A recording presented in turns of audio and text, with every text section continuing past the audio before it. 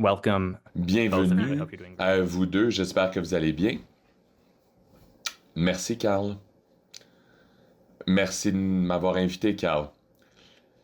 Super. Alors, Dr. Wildgoose est spécialiste en cancer colorectal précoce et Melissa Groth est survivante d'un cancer colorectal précoce. Et pour tout le monde ici, vous le savez déjà, on va parler de la prévention du cancer colorectal précoce, mais aussi plus en général. Alors, une chose que j'aime bien faire, c'est de peut-être vous offrir chacun l'opportunité de vous présenter à nos spectateurs. Mélissa, est-ce que tu voudrais présenter ton histoire et pourquoi on est si heureux de t'avoir avec nous aujourd'hui? Oui, merci beaucoup de m'avoir invité. Alors, comme vous pouvez voir, je suis une jeune mère, j'ai trois magnifiques enfants et un mari magnifique aussi. J'ai été diagnostiqué avec un cancer rectal de stade 3.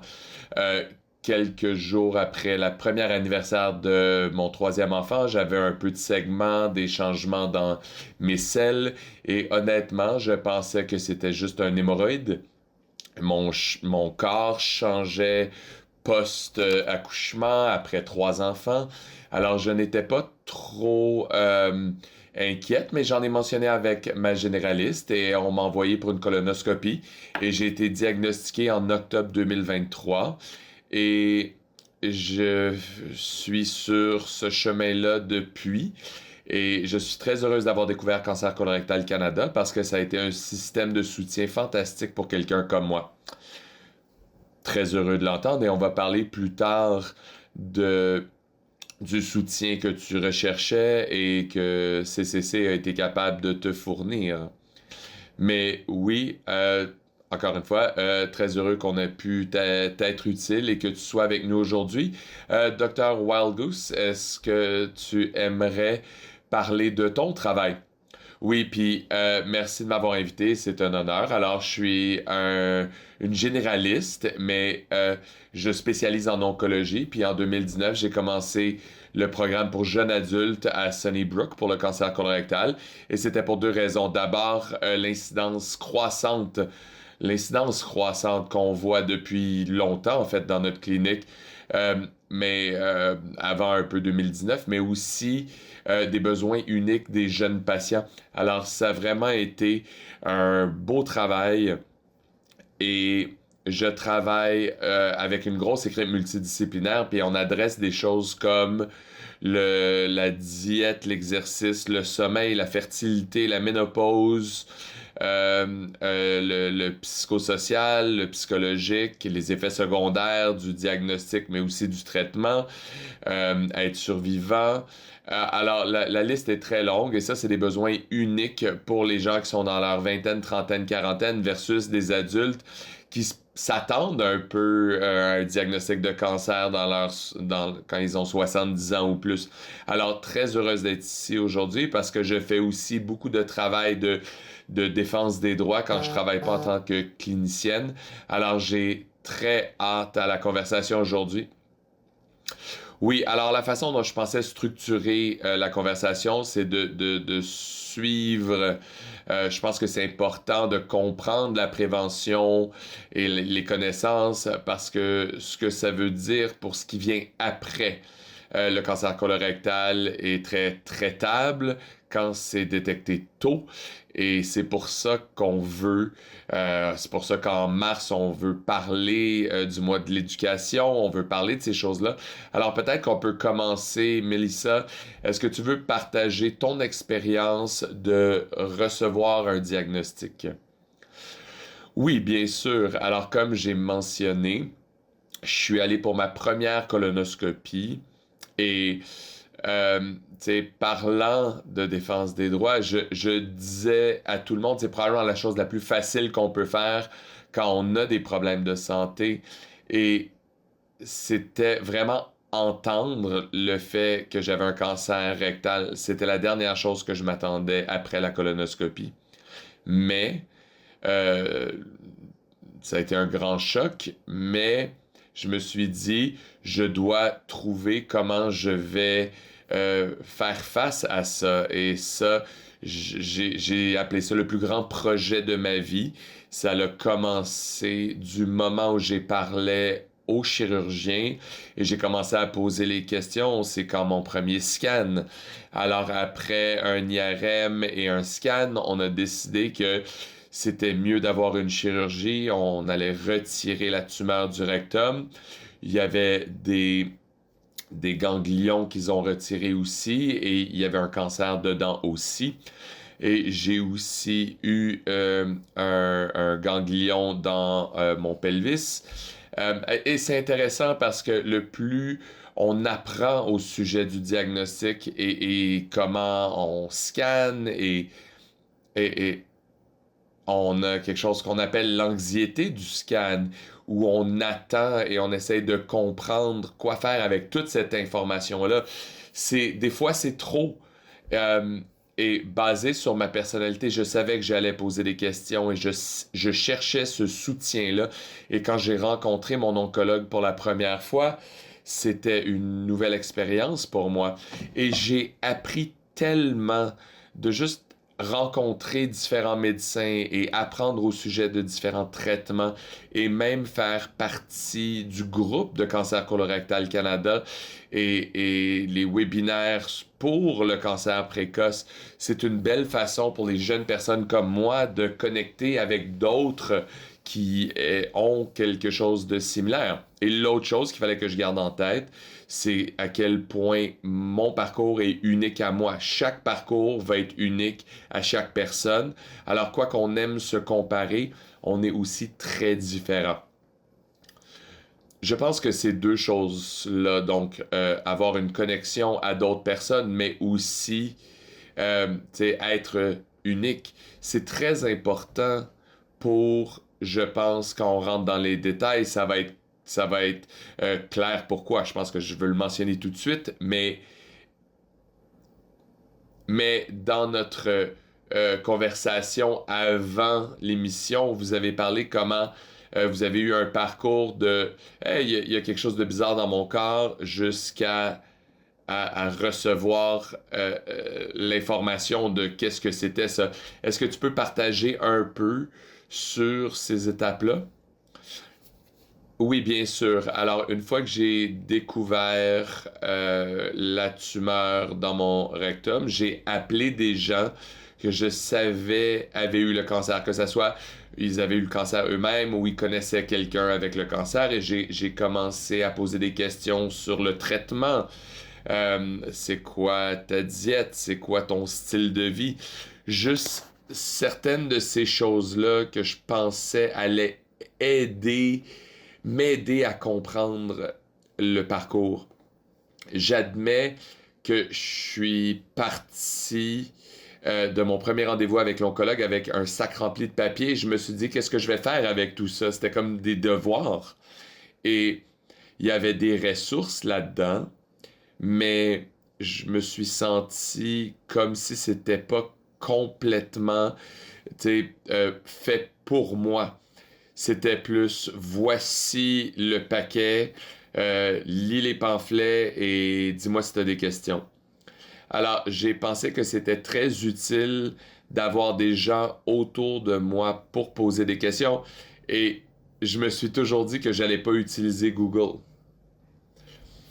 Docteur Wildgoose, est-ce que vous trouvez que c'est quelque chose que vous voyez quand les patients rentrent, quand soit ils viennent vous voir la première fois ou après avoir vu un autre médecin, ou cette idée qu'il y a trop d'informations, surchargé d'informations? Absolument. Oui, oui. Je pense que la grosse chose que je vois dans 100% de mes patients, puis je dis que c'est gros parce que c'est une des choses qu'on voit le plus dans tous les parcours en cancer, c'est la détresse psychologique à cause de ce surchargement après le diagnostic, surtout après la colonoscopie, avant d'avoir un plan de traitement. C'est souvent quelques semaines avant de voir l'oncologue ou le chirurgien ou l'oncologue médical de vraiment avoir un plan de traitement. Et ces 2 semaines-là où les patients ont beaucoup d'anxiété, ils ont beaucoup de culpabilité. Et la culpabilité revient à la question initiale. Alors, c'est quoi? Qu'est-ce qui est arrivé avant? Et Mélissa l'a mentionné, elle a été chanceuse d'avoir une colonoscopie. Mais on sait, mars, c'est le mois de l'éducation, et je le dis toujours, dans les patients plutôt, on n'attend pas le diagnostic. Alors, il y a tellement de culpabilité en se disant, qu'est-ce que j'ai mal fait? Peut-être que j'aurais dû... tu sais, je pensais que c'était juste des hémorroïdes, mais j'aurais dû voir les changements dans mes selles, mais je pensais que c'était le stress. Puis ça, c'est la réalité des jeunes patients dans leur vingtaine, trentaine, quarantaine. C'est pour ça qu'on a commencé la clinique, parce que, par exemple, Mélissa, elle est dans sa vingtaine, trentaine, elle a des enfants. Alors, bien sûr, on va attribuer les symptômes aux hémorroïdes, aux changements dans la vie, à avoir des enfants. Par exemple, un homme qui est assis tous les jours devant son ordinateur et qui est stressé, on va attribuer les symptômes à être assis tout le temps, à avoir du stress, à avoir une famille. Il y a tellement de choses auxquelles on peut attribuer les symptômes. Les patients, donc le public, ne pensent pas cancer colorectal. Est-ce que vous trouvez que c'est quelque chose que les médecins aussi pensent? Oui, oui.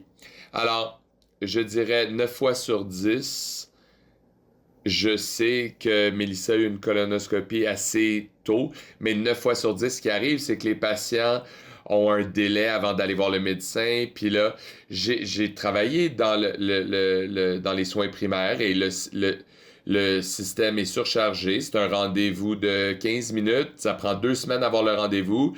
Et là, il y a 1 heure à attendre. Et ensuite, deux semaines. Et ensuite, il y a 15 choses sur votre liste demandées parce que vous allez peut-être pas les voir pendant très longtemps parce que c'est dur à avoir un rendez-vous. Alors, généralement, ce qui arrive, c'est que, OK, je vais m'assurer d'avoir mes médicaments, parler des choses très importantes. Et là, on est à 14 minutes 30 secondes du rendez-vous et on peut voir le médecin qui est sur le point de partir. Puis on dit, ah ben, mes selles sont pas normales, j'ai plus de diarrhée. Et bien sûr, le généraliste, tu sais, ils vont dire, OK, ben ça fait combien de temps que ça dure? Peut-être c'est juste de l'anxiété, du stress, peut-être c'est des hémorroïdes. Alors si ça continue, reviens de me voir. Et donc, il y a comme tellement de raisons pourquoi il y a des délais en diagnostic et on voit beaucoup de différences dans le temps que ça prend pour une jeune personne en dessous de 50 ans versus quelqu'un au-dessus de 50 ans d'avoir des symptômes à diagnostic versus symptômes à traitement. Et il y a des grosses différences et c'est pour cette raison-là, on doit augmenter l'éducation. On veut que le public regarde leurs selles. S'ils ont des symptômes de cancer colorectal, ils doivent rentrer, demander pour une colonoscopie. Et numéro 2, on doit encourager les généralistes, s'ils voient des symptômes de cancer colorectal chez des patients en dessous de 50 ans, de faire une colonoscopie parce que ça peut être un cancer colorectal. Oui. Mélissa, est-ce que tu connaissais les symptômes que tu avais étaient liés au cancer colorectal? Non, pas du tout. Et honnêtement, Carl, je me souviens, peut-être le soir avant ma colonoscopie, j'ai commencé à regarder Crohn's, colite, colon irritable. Puis les symptômes m'alignaient pas vraiment, mais encore une fois, les sangs dans mes selles, c'était des hémorroïdes. Parce que j'ai ensuite appris qu'il y avait des hémorroïdes qu'on pouvait pas voir. J'aurais jamais pensé que c'était un cancer. Et j'ai pas d'historique familial. Je ne connaissais personne à l'époque avec un cancer colorectal. Alors c'était très nouveau pour moi. Avant ma prochaine question, je veux rappeler aux gens qui nous écoutent, si vous avez des questions, il y a une boîte questions-réponses. Il y a une boîte là, si vous avez des questions pour Dr. Wildgoose ou Melissa, ils vont pouvoir y répondre à la fin de la conversation. Désolé, j'ai perdu mon fil. Alors, je pense que il y a un élément de on veut pas parler de nos selles. en tant que notre culture. Je pense que les Canadiens sont très privés, mais je pense qu'il y a aussi une peur. Je connais plusieurs personnes ont peur d'avoir un cancer et d'avoir des mauvaises choses leur arriver et ils en parlent pas. Mais oui, comme vous avez dit, Mélissa, il y a des communautés, il y a des gens et en parler, c'est tellement, tellement important.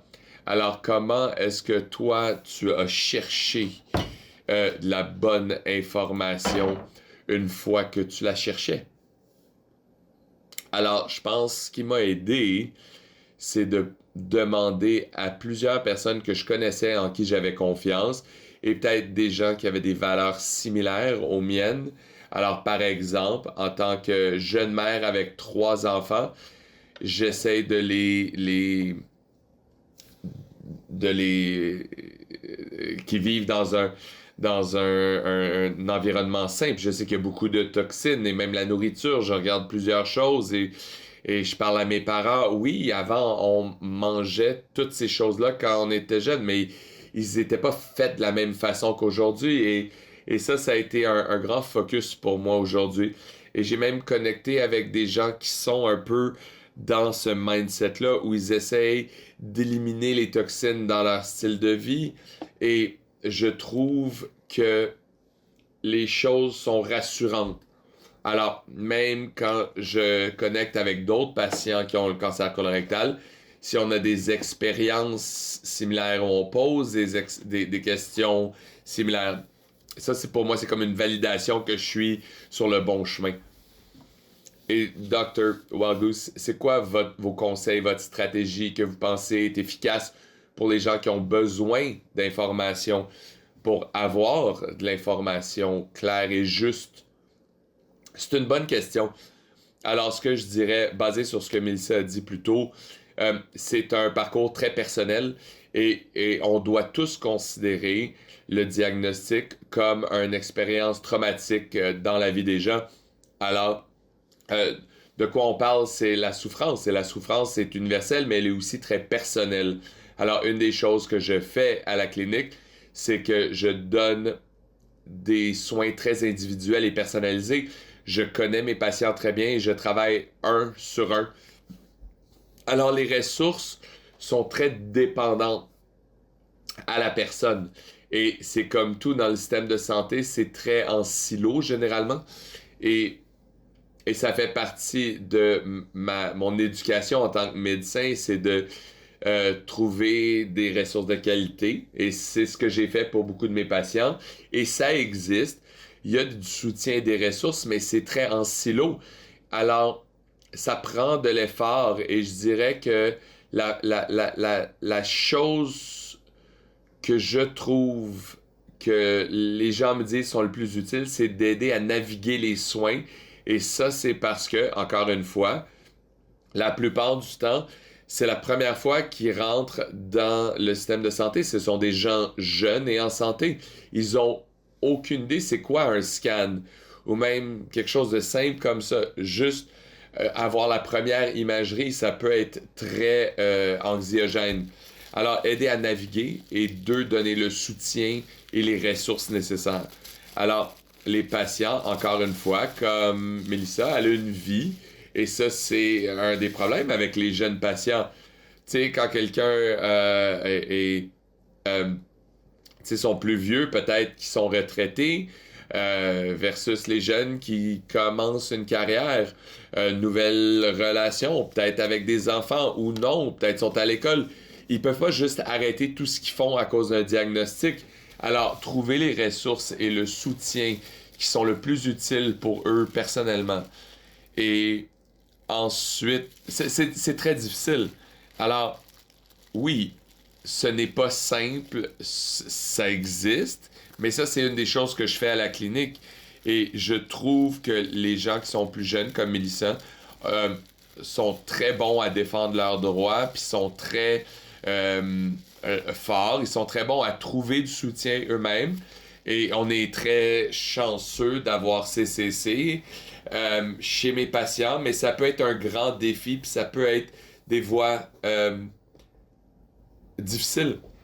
Je veux Je veux parler de la défense des droits, mais avant ça, je vois une question ici, puis je pense que ça vaut la peine d'en parler, même si j'ai dit qu'on allait le faire à la fin, mais euh, de Mary, qu'est-ce que vous pensez des tests à la maison pour tester les selles? Est-ce que ça fonctionne? Est-ce que les gens devraient insister pour la colonoscopie versus des tests intermédiaires? Et c'est une excellente question parce que moi, j'ai eu une colonoscopie. J'ai été très chanceux, j'ai eu du sang dans mes selles, les gens l'ont pris très sérieusement, j'étais jeune, c'était pas le cancer, mais j'étais très heureux, mais tu sais, les colonoscopies sont pas fantastiques, ça prend une journée au complet, et je peux voir pourquoi ça serait difficile de faire ça. Alors, est-ce que vous pouvez parler de l'efficacité des tests fécaux? Alors, d'abord, je vais être très clair. Si vous avez des signes ou symptômes de cancer colorectal, vous devriez avoir une colonoscopie en dessous de l'âge de 50. Oui, Carl, c'est vrai, sont pas le fun. Mais tous les patients qui ont eu un diagnostic de cancer colorectal, et j'en ai parlé à beaucoup, ont dit ce n'est rien comparativement au diagnostic. Ils auraient 50 colonoscopies. Et c'est pour ça qu'on veut réduire l'âge du dépistage. Aux États-Unis, c'est 45 parce que c'est intéressant parce que quand je travaillais en soins primaires, si l'âge c'est 50 pour le dépistage, si quelqu'un vient me voir à 48 et me dit, je sais pas, j'ai des symptômes, je les enverrais pour une colonoscopie. En fait, j'enverrais n'importe qui pour une colonoscopie. Ça, c'est le test qu'on fait si quelqu'un a des symptômes de cancer colorectal. Si on le réduit à 45, ben, on y pense pas. Entre 45 et 50, c'est juste automatique.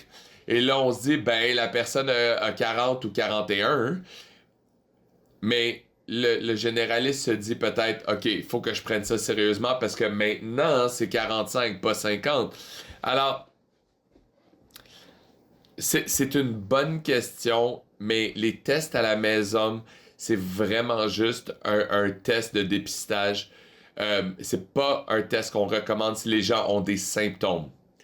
OK, donc si je comprends bien, si vous avez des symptômes, vous avez besoin d'une colonoscopie, mais les tests fécaux à la maison, c'est juste bon pour le dépistage. Oui. OK. Alors, je pense que c'est une des choses pour lesquelles on travaille fort, c'est le dépistage. Est-ce que ça serait juste de dire que c'est utile ou c'est une bonne chose? Oui, c'est le mieux qu'on peut faire, oui, pour le dépistage. Oui, désolé, Carl, de t'interrompre, mais pour le dépistage, on devrait aussi rappeler euh, à tout le monde que le dépistage et le diagnostic sont deux choses différentes que j'ai apprises. Parce que vous allez être dépisté parce que vous n'avez pas de symptômes. Alors, ça fait partie du dépistage, mais aussitôt que vous avez des symptômes, là, on est diagnostiqué. Que ça soit un problème gastro-intestinal, c'est juste quelque chose que je ne savais pas avant de passer à travers tout ça. Je veux que les gens comprennent que on pousse pas pour la colonoscopie parce qu'on a des symptômes. Vous devriez le faire, mais moi, hein, ce que je défends, surtout les femmes qui ont des saignements, juste allez vous faire dépister. Même si vous n'avez pas de saignement, peut-être que vous avez des polypes que vous ne savez pas que vous avez et vous les découvrez grâce à la colonoscopie. Alors, c'est bon de l'avoir, mais je sais que l'âge, c'est 50, mais je le dis à tout le monde dans ma démographie. Oui, puis dire aux gens d'aller faire ce dont ils ont besoin, mais ce qu'on a discuté plus tard, donc plutôt la défense, parce que dans notre pré-entrevue, on a parlé que le système est très bon à traiter le cancer, mais pas très bon à enseigner aux gens comment naviguer le système. Alors, je suis curieux de savoir, Mélissa, comment est-ce que tu as appris à parler pour toi, à défendre tes droits à travers ton expérience? Oui, et je sais qu'on a parlé comment il n'y a pas de plan clair. sais, quand j'ai dit que je partais avec plein de papiers de chez l'oncologue, ça c'est des mois après le diagnostic et c'est comme si j'aurais aimé recevoir un diagnostic et un plan. Et tu sais, voici les groupes de soutien. Si j'ai des questions, voici qui je peux appeler. Parce que on est perdu sur l'Internet et je veux pas googler des choses. Et je pense que juste parler avec d'autres personnes, c'était la seule façon que je pouvais trouver des ressources. Et que j'ai découvert le CCC. Parce que je le savais pas, puis je pense pas que les gens le feraient si, à moins d'être affectés par ça. Et à travers le parcours, un de mes objectifs, c'est d'en parler et de rappeler aux gens qui passent à travers ça qu'on peut poser des questions. Et j'ai aussi, tu sais, j'ai appris, vous pouvez demander pour un autre médecin, c'est eux les primaires. Vous devez vous entendre, tu sais, juste avoir une bonne entente avec la personne, puis je pense que ça rend nos soins encore mieux et ça offre une meilleure expérience dans un temps difficile. J'allais utiliser un mauvais mot ici, mais je me censurais. Oui, exactement, on n'a pas le bip en direct. Oui, c'est juste parce qu'on parlait de merde. Oui.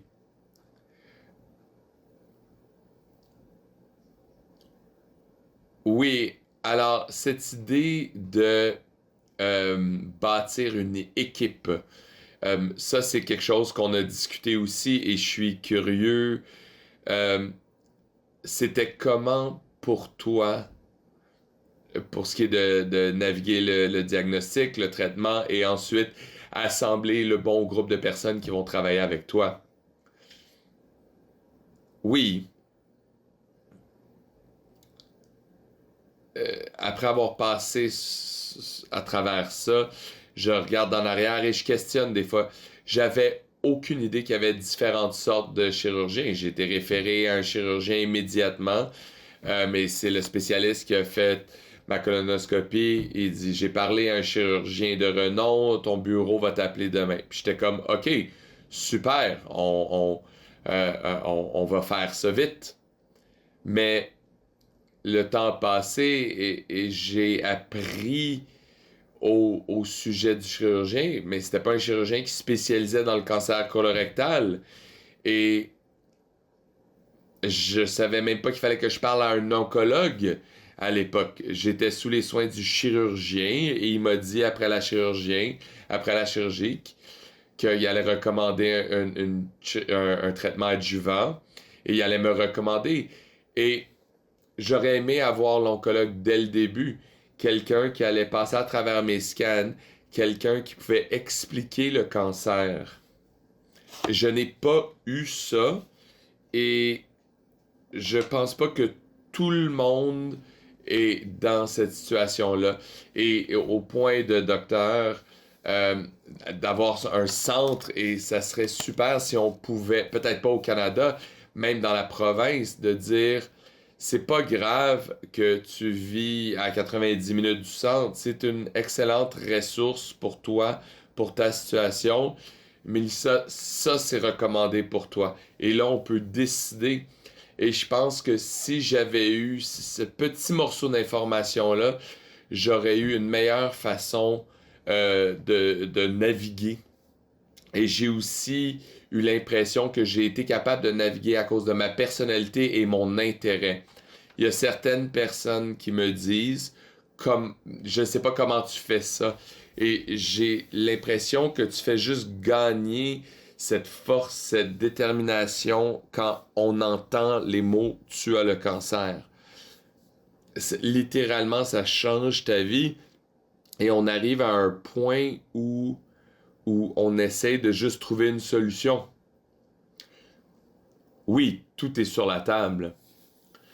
Oui, et Carl, je pense que plusieurs jeunes personnes, et Dr. Wildgood, je ne sais pas si vous avez vu ça dans votre clinique, mais je pense qu'aujourd'hui, on pose des grosses questions qui peut-être n'ont pas été demandées il y a 10 ans.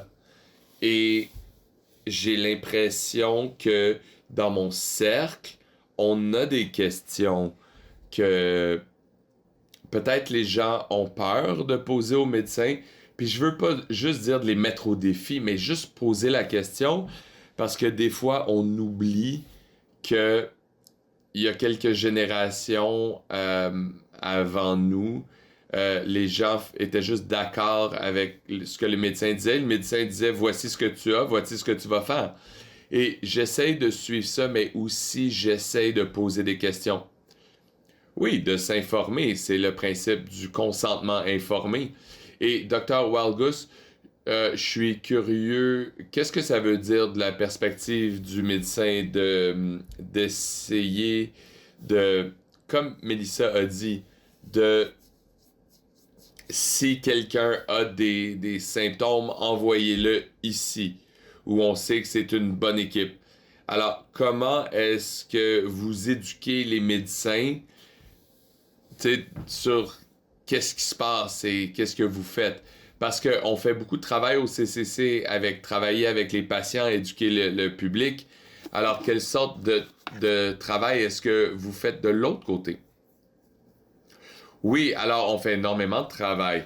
On est très heureux d'avoir des partenaires comme vous où on dit, hey, peut-être que vous êtes éligible à aller à cette clinique-là. Et on est très chanceux d'avoir ça. Comme j'ai dit, je fais aussi beaucoup de défense des droits. Et le chirurgien avec qui je travaille, qui est chirurgien oncologue, fait aussi beaucoup de travail pour essayer d'augmenter le savoir. Mais la réalité, c'est que même si on était capable d'avoir tout le monde, il y a des barrières à ça. Alors, on ne peut pas voir chaque personne parce qu'il y a aussi le nombre. Tu sais, il y a 20 ou autres chirurgiens qui doivent faire des chirurgies. Alors, c'est malheureux, mais c'est juste la façon. On passerait jamais à travers toute la liste si tous les jeunes patients venaient à nous. C'est juste un problème au niveau systémique. C'est comment le système est construit en ce moment. Mais on le fait. On a des patients qui viennent de plusieurs heures de notre clinique. Beaucoup de ce que je donne, c'est des soins virtuels. Le soir, la fin de semaine. Les patients n'ont pas besoin de partir de la maison. Ils peuvent me voir après avoir pris soin de leurs enfants, après le travail. Alors, le soin virtuel veut dire on a plus, on est plus capable de leur parler et travailler avec d'autres médecins qui travaillent avec la clinique. Alors, j'adorerais être le centre en Ontario, mais je pense que juste la façon que notre système est créé, c'est pas faisable. Et l'objectif et le rêve, c'est d'encourager les autres à ouvrir d'autres cliniques de cancer colorectal parce que Mélissa l'a dit parfaitement. Je savais même pas que j'avais un oncologue. Qu'est-ce que ça veut dire un oncologue? Et oui, on fait juste être lancé là-dedans et on doit juste suivre. Mais c'est beaucoup plus compliqué que ça quand vous êtes plus jeune. Et vous méritez plus de temps. Vous méritez avoir quelqu'un qui vous passe à travers, qui vous explique c'est quoi, à quoi vous attendre. Puis ça, c'est un gros morceau que je vois aussi.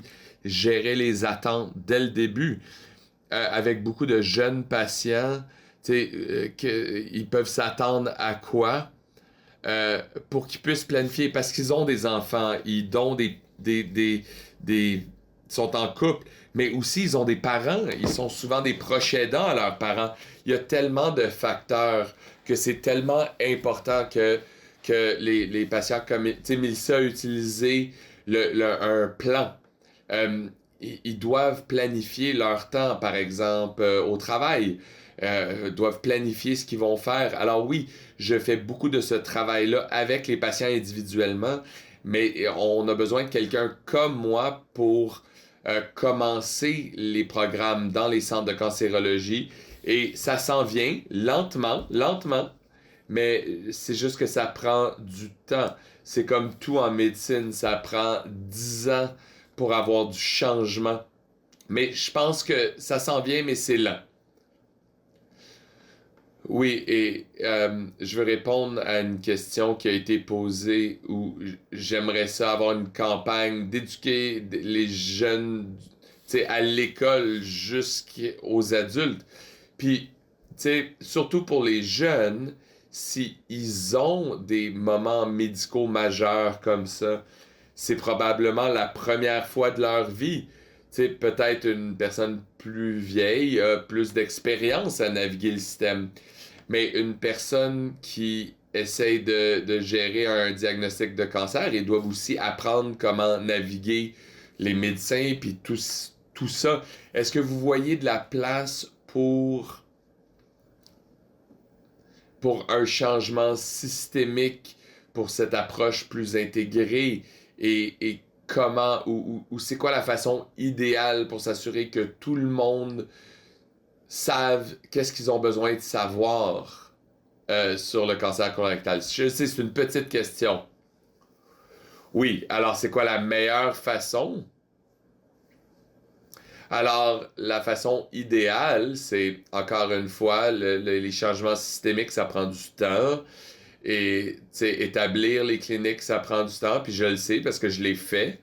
Alors, il y a beaucoup de barrières, le soutien gouvernemental, différents problèmes. Alors, la chose numéro un qu'on peut faire, c'est de simplement éduquer le public et les professionnels de la santé. Et c'est ce qu'on fait en ce moment. Tu sais, tu sais, j'étais à une conversation et quelqu'un m'a dit je devrais pas être en train de faire ça, je devrais pas être en train de défendre mes droits pendant que je suis en traitement en train de vomir ma vie. Mais malheureusement, c'est le système de santé en ce moment. On a besoin des professionnels, on a besoin des gens comme Melissa et des organismes comme le vôtre de dire OK, ça c'est un problème et c'est quand même là. Et à la question, oui. Oui, mais il n'y a pas de façon unique de le faire parce que tout le monde a accès aux médias différents. Et entre l'âge de 20 et 50 ans, c'est les médias sociaux. Mais tout change tellement vite et les sources d'information, et je connais pas le terme, mais c'est très difficile. C'est pas comme dans le vieux temps où il y avait un journal et tout le monde le lisait. Ça, c'est la façon facile.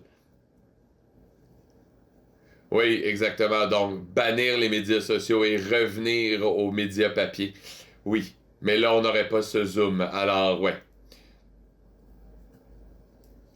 Alors, oui, je fais juste regarder très rapidement à ma liste de sujets parce que je pense que ça va être le temps de tourner ça aux questions des gens en ligne. Mais peut-être avant de faire ça, je vais poser la question à Mélissa en premier. Est-ce qu'il y a quelque chose que tu penses est très important pour les gens de savoir au sujet d'être un patient jeune de cancer colorectal? Ah, c'est une grosse question, Carl. Euh, un des gros, un des gros mantras, je pense que quelqu'un a appelé ça, pour moi, c'est de avoir quelque chose que je partage avec mes êtres chers quand j'envoie des mises à jour. Euh, J'essaie toujours de finir mes messages avec essayer de prendre avantage des choses qui vont bien. On est tellement surchargé de choses négatives aujourd'hui que peu importe votre diagnostic que vous avez ou problème de santé que vous ayez, faut vraiment se concentrer sur être positif, être gentil. On essaie d'enseigner à nos enfants d'être gentils. Et tu sais, c'est pas populaire aujourd'hui de dire être gentil, mais aussi être gentil envers vous-même. Soyez patient envers vous-même. Je suggère fortement pour tous les gens qui passent à travers des gros stress ou des traumas d'avoir un thérapeute. Un thérapeute, j'ai trouvé ça très utile. Et comme j'ai mentionné avant, posez les grosses questions. Ayez pas peur des grosses questions. Et prenez avantage de avec qui vous travaillez. Vous voulez pas regarder en arrière puis avoir des regrets. Vous voulez prendre autant avantage de ça. Puis peut-être que prendre avantage, c'est pas le bon mot, mais je pense que tout le monde sait ce que je veux dire. Et ensuite, définitivement, aller chercher votre colonoscopie. Et vraiment, on a parlé de ça au début, mais tu sais, avec un pas de recul, j'irais pour une colonoscopie tous les jours si j'avais pas à passer au travers ce que j'ai passé au travers. Alors mon message, c'est faites juste aller vous faire dépister, prenez une journée de congé, t'sais, mangez tout ce que vous voulez avant votre jeûne et avant l'évacuation, mais quand on regarde tout en même temps, c'est tellement mineur. Et docteur, si vous avez une dernière chose importante que vous vouliez, un message que vous vouliez que les gens sachent, oui, puis je veux valider ce que Melissa a dit, l'impact psychologique d'avoir un cancer colorectal à un jeune âge. Il y a tellement de choses qui ont un impact sur la santé mentale. La plus petite, c'est juste être dans une salle d'attente. Euh, et le diagnostic lui-même, il y a tellement de facteurs. Alors, quand je parle aux patients, puis je les rencontre pour la première fois, c'est OK, on va s'occuper de votre cancer et on est généralement très bon à faire ça. On a la chimio, on a l'irradiation, on a la chirurgie, mais la chose la plus importante que les patients peuvent faire à travers ce parcours-là, c'est maintenir leur santé mentale et physique. Et la santé mentale, c'est un gros morceau. Que ça soit la thérapie, les médications et tous les ajouts comme la gratitude, la pleine conscience, tout ça est important. C'est tout ce qui vous passe au travers. Tu sais, les jeunes patients, c'est stade 3, stade 4. C'est plus commun d'avoir un cancer rectal, ce qui veut dire un traitement plus long avec plus d'effets secondaires et donc des conséquences plus long terme. Alors, c'est pas un sprint, c'est un marathon et c'est vraiment important pour tous les patients, pas juste les patients jeunes, de prendre soin de vous-même. Alors, je vous encourage, j'aimerais que tout le monde moi, je suis motivé tous les jours par des gens comme Melissa, c'est pour ça que je fais le travail que je fais. Malheureusement, on ne voit pas tout le monde et il y a des gens qui viennent pas me voir et je vous encouragerais à nous appeler, que ça soit médecin, travailleur social, ami. Regardez, Melissa, c'est quelqu'un qui l'a fait, qui a été capable de faire une différence dans ses propres soins et dans sa vie, puisqu'elle a été capable de défendre ses propres droits. Appelez-moi. Mon adresse courriel est sur mon site web. On peut donner autant de soutien qu'on est capable, mais c'est important de trouver des ressources du soutien pour essayer de maintenir la santé physique et mentale pendant ce processus-là. OK, alors répondons à des questions. Alors, je ne sais pas si vous pouvez voir les questions, je vais peut-être être obligé de vous les donner. Alors, il y en a une que moi, je peux répondre. Alors, d'un participant anonyme. Est-ce qu'il y a des ressources de CCC? Oui. Alors, cancercolorectalcanada.com, il y a des groupes de soutien, il y a du soutien individuel, il y a il y a un journal que vous pouvez remplir, il y a une prise de notes que vous pouvez faire, il y a plein de ressources. Mélissa, tu peux en parler. Tu as dit que CCC a été utile pour toi. Est-ce qu'il y a des ressources particulières que tu penses vers lesquelles les gens peuvent être dirigés? Oui, et je me souviens plus c'était quoi exactement, mais je me souviens que suivre CCC sur les médias sociaux, il y avait des faits et des mythes que vous partagez beaucoup. Ça m'a vraiment aidé parce que ça aide à changer la perspective que les gens ont et les groupes de soutien. Alors, vous n'avez pas besoin nécessairement d'être un patient pour participer. Il y a aussi des groupes de soutien pour les proches aidants. On ne doit pas oublier ces gens-là. Oui, et je veux aussi dire que CCC a une boîte à outils qui est jamais trop tôt, jamais trop jeune, et c'est très utile. Et j'ai participé à son élaboration. Puis c'est bon. Qui sont les oncologues médicaux, les oncologues chirurgiens? C'est une super ressource et en fait, je la donne à tous mes patients. Merci beaucoup. Vos chèques sont signés et dans la poste. Alors, voici une question. Avez-vous des pensées sur comment on peut changer la politique? On dit pas vers quoi, mais on présume vers plus d'accès et plus d'informations. La défense des droits, le advocacy, faire ce qu'on fait et ce que CCC fait. Il y a d'autres organismes. Vous savez, c'est quoi? C'est la pression sociale. Ça doit venir des gens comme Mélissa, ça doit venir du public, ça doit venir des patients. Et je pense qu'on est presque là.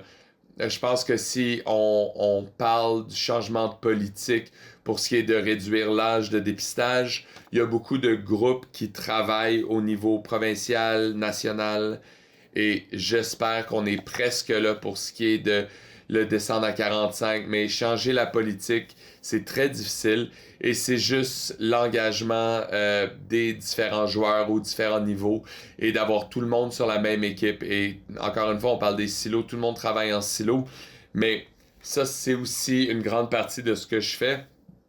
J'essaie d'amener les groupes ensemble et fonctionner comme une personne, une voix. Oui, on va se faire entendre, mais les médias sociaux aident beaucoup aussi. Et je pense qu'il y a des gens bien connus qui ont commencé à poster aussi. Puis ça fait une différence. Puis il y a tous ces outils que je pense aident à augmenter l'éducation et la défense des droits. Puis c'est ça qui change la politique. Mais je pense que c'est juste la pression sociale, je pense. Merci. J'ai une autre question d'Anonyme. Anonyme pose beaucoup de questions aujourd'hui.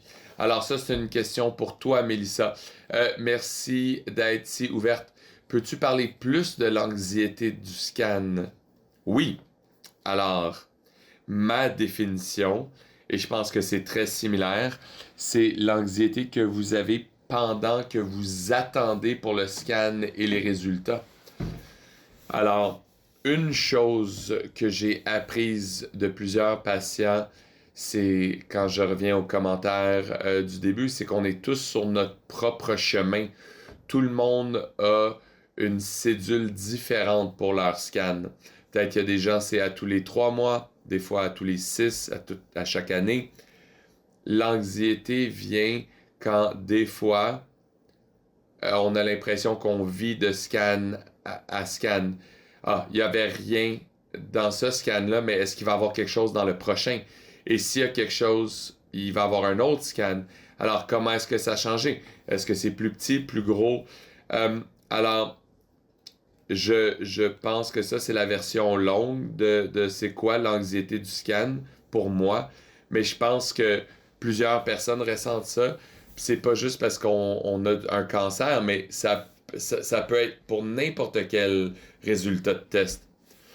Oui, puis ça, c'est tellement un phénomène grandissant on a fait un Parlons des popotins là-dessus. Allez sur notre YouTube, il y a un Parlons des popotins sur l'anxiété du scan spécifiquement. C'est une excellente ressource. Oui, je veux valider ce que Mélissa dit. En fait, j'ai partagé beaucoup de présentations. Il y a il y a un graphique sur l'anxiété pendant le processus de cancer. C'est très connu dans la littérature que l'anxiété, c'est des pics. C'est au bas, au bas, au bas. Et les pics, c'est au moment des scans, des rendez-vous et les traitements. Et l'anxiété du scan, c'est vrai. Et je le dis à tous mes patients, je gère les attentes. Alors, l'anxiété est vraie. Et vous allez l'avoir à chaque fois que vous allez aller à l'hôpital. Et des fois, peut-être, vous savez pas pourquoi il y a de l'anxiété. Ça fait juste partie de ce qui se passe avec le parcours, avec le cancer. Anticipez-le. Attendez-vous à l'avoir. C'est malheureux, mais c'est bien documenté. Oui, aussi, j'apprécie comment tu prends le temps de valider l'expérience de Mélissa. Je pense que c'est une bonne pratique médicale. Euh, alors, j'ai une question pour vous au niveau d'une moins bonne pratique médicale. Alors, le mari de Tyler a 47 ans, a eu un diagnostic. Ils essaient de voir le médecin. On s'est fait dire que le patient était trop jeune pour une colonoscopie. Finalement, il est allé aux urgences. Est-ce que vous connaissez d'autres façons d'avoir une colonoscopie si votre médecin ne prend pas action? Et j'ai déjà entendu cette histoire-là, vous n'êtes pas le seul, malheureusement. Je suis vraiment désolé d'entendre ça. Il y a plusieurs médecins qui sont excellents, qui envoient pour les colonoscopies, mais il n'y a pas de règle qui dit que quelqu'un ne peut pas être envoyé pour une colonoscopie parce qu'ils sont trop jeunes. Cette règle-là n'existe nulle part. Et encore une fois, ça ne devrait pas être de votre côté. Et des fois, c'est une bataille. Mais comme Mélissa dit, des fois, tu sais, comment est-ce qu'on lève notre voix et on dit je veux une colonoscopie? C'est une grosse conversation, puis c'est une conversation difficile. Comment est-ce que vous faites? Allez dans une clinique sans rendez-vous, allez à l'urgence. Le malheur, c'est que les urgences sont tellement surchargées, mais c'est le mieux qu'on peut faire, malheureusement. Et ce que vous pourriez faire, c'est retourner à ce médecin-là et parler au groupe comme Cancer Colorectal Canada et amener la documentation qui montre que c'est vrai, que ça arrive chez les plus jeunes, que vous avez besoin de colonoscopie. Alors, parlez au groupe de soutien, donnez la littérature aux médecins. Moi, j'ai été obligé de faire ça avec d'autres médecins et dire voici la réalité. S'il vous plaît, faites X, Y, Z, mais vous n'êtes pas seul. Oui, puis pour ramener ça, parce que je pense qu'on arrive à la fin de notre conversation, mais ce que Mélissa a dit au début, quelque chose que toi t'as appris, c'est la connexion, la communauté, c'est tellement, tellement important. Alors, ça, c'est ce qu'on essaie de faire ici. Tout le monde dans les questions, on pose les questions là. Nous, ici, chez CCC, on veut faire en sorte que personne ne soit seul et que les gens sachent qu'ils peuvent recevoir de l'aide. Alors, peut-être on va finir avec ça et juste renforcer pour les gens qui nous écoutent, si vous avez besoin d'aide, si vous avez une question qu'on n'a pas répondu, vous pouvez nous écrire. Notre site web, c'est cancercolorectalcanada.com. C'est info@ ou support@ cancercolorectalcanada.com. On a des spécialistes en soutien, en connexion aux soins, en essais cliniques. Toutes sortes de choses utiles qui sont là pour vous. Alors, je veux juste vous remercier beaucoup, Dr. Wildgoose, Mélissa, de vous être joints à nous. Notre premier Touch Talk, notre premier Parlons des Papotins en direct. Zoom est là depuis 5 ans, mais c'est la première fois qu'on le fait. Et oui. Oh, alors, nous sommes à 8. J'allais dire, est-ce que vous avez une dernière chose à dire? À part dire, allez chercher votre colonoscopie. C'est tout ce que j'ai à dire. Oui, et regardez votre caca. Oui, regardez votre caca. Alors, merci à tout le monde. Avant de partir, je veux juste mentionner une dernière chose. C'est qu'en étant ici, vous aidez à nous soutenir de la même façon qu'on essaie de vous soutenir en devenant un défenseur de droits pour votre santé. On veut réduire la mortalité pour le cancer colorectal à travers le Canada. Et si vous voulez soutenir notre travail, peut-être financièrement, peut-être avec du temps, je vais mettre une diapo avec aussi le contact de Natalie Smith, qui est notre directrice de développement. Alors peut-être nous aider aussi. Merci beaucoup, bonne soirée